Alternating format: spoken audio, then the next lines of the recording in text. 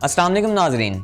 आज की वीडियो में हम गुजरात के एक ऐसे वाक़ये पर बात करेंगे जिसने पूरे इलाके को हिला कर रख दिया है। बात आम से घरेलू झगड़े की नहीं बल्कि एक ऐसे इल्ज़ाम की है जिसे सुनकर लोग यकीन भी नहीं करते और इनकार भी नहीं कर पाते। ये वाक़या सिर्फ एक मुकदमे की रिपोर्ट नहीं बल्कि इसमें छुपा है खौफ, वहम, ख़ानदानी तनाज़ा और वो सोच जिसने हमारे माशरे को सदियों से जकड़ रखा है। कहीं ये हकीकत है, कहीं गलत फहमी, या फिर एक ऐसा ज़हनी इंतशार जिसे बयान करते हुए भी लोग झिझकते हैं। गुजरात के एक छोटे से गांव से उठने वाले वाक़ये ने सबको सवालात में डाल दिया है, पुलिस को भी, अहले इलाका को भी और इन लोगों को भी जो ये समझते हैं कि असेब और मावराई ताकतों का हमारे फैसलों पर कोई असर नहीं होता या शायद होता है। आज हम इस अजीबोगरीब दावे की तह तक जाएंगे और देखेंगे कि असल हकीकत के करीब तरीन मुमकिन तस्वीर क्या बनती है। तो बगैर किसी तहकीर के इस हैरानकुन केस का दरवाज़ा खोलते हैं और जानते हैं कि आखिर गुजरात में ऐसा क्या हुआ। यह वाक़या गुजरात के एक गांव बद्दर में पेश आया। यहाँ एक खतून ने अपने दामाद के खिलाफ ऐसा इल्ज़ाम लगा दिया कि पूरा इलाका सख्ते में आ गया।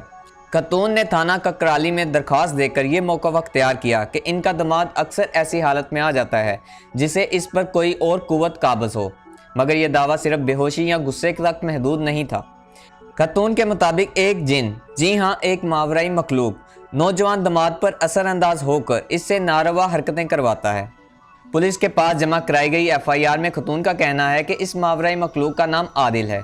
और सबसे दिलचस्प और शायद सबसे हैरानकुन बात यह है कि खतून के मुताबिक ये जिन इनसे मोहब्बत करता है और जब भी वो इश्क का इजहार करना चाहता है वो दिमाग पर कब्जा कर लेता है और ऐसे फैसलों पर मजबूर करता है जिनका अंजाम खानदानों की इज्जत, अमन और मान को शदीद नुकसान पहुंचता है। ये बात सुनकर शायद आप भी चौंक गए हों, शायद आपको हंसी आई हो, शायद आप मजाक समझें, मगर हकीकत यह है कि मुकदमा वाकई ही दर्ज हुआ है, वो भी पाकिस्तान पैनल कोड की दफ़ा 376 के तहत, जो इंतहाई संगीन नौयत के जराइम के लिए मशहूर है। अब सवाल ये है कि क्या वाकई जिन्नात इंसानों पर काबिज़ होते हैं?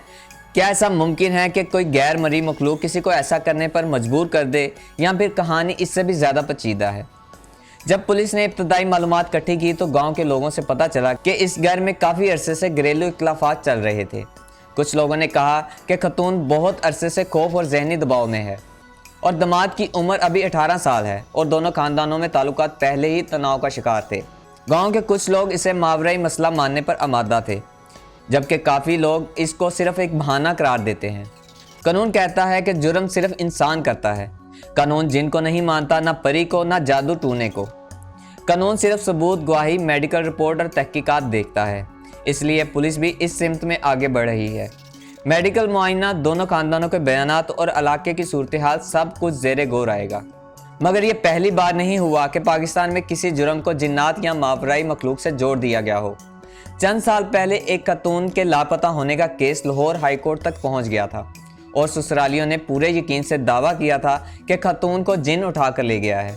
बाद में पुलिस ने इस दावे को बेबुनियाद करार दे दिया। कुछ माहिरीन कहते हैं कि ऐसे किस्से ज़्यादातर तलीम की कमी, जहनी दबाव या ख़ानदानी झगड़ों का नतीजा होते हैं।